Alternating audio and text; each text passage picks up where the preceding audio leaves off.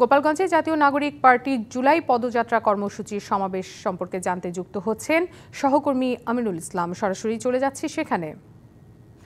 আমিনুল, জানাবেন যে গোপালগঞ্জে পুলিশের গাড়ি ভাঙচুর, আগুন দেয়া এবং ইউএনওর গাড়িতে হামলার ঘটনার মধ্যে এনসিপি কর্মসূচি হচ্ছে, তো সেখানকার এখন কি পরিস্থিতি আমাদেরকে বলবেন?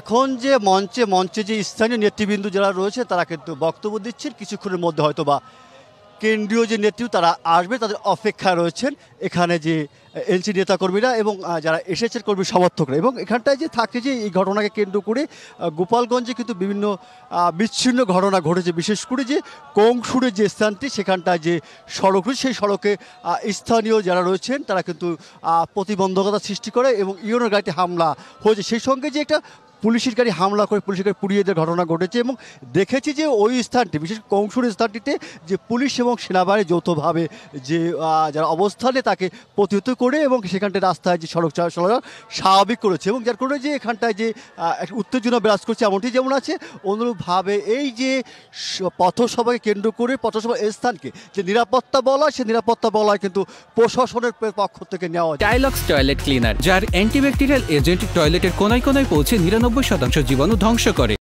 যে বিশেষ করে যে প্রবেশ দ্বারগুলি রয়েছে সেখানে নিরাপত্তার যে চাদর, সেই চাদরে মুড়ে রাখা হয়েছে। এবং এখানটায় এই পথসভায় যে এই জেলার যে 9টি উপজেলা রয়েছে, উপজেলার থেকে বিভিন্ন নেতাকর্মী যারা তারা কিন্তু আসে। এবং এখানটায় যে বলা যায় যে নিরাপত্তার কর্মী এবং গণমাধ্যমের কর্মী যারা রয়েছে তারা কিন্তু যে একদম উপস্থিত চোখে পড়ার মতো রয়েছে।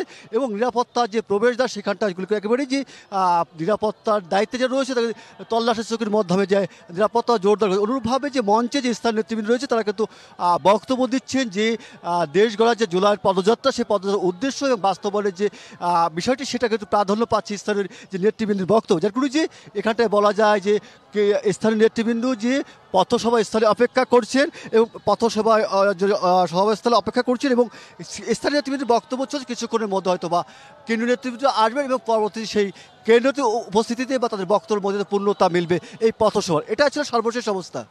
জি আমিনুল, ধন্যবাদ জানাচ্ছি আপনাকে।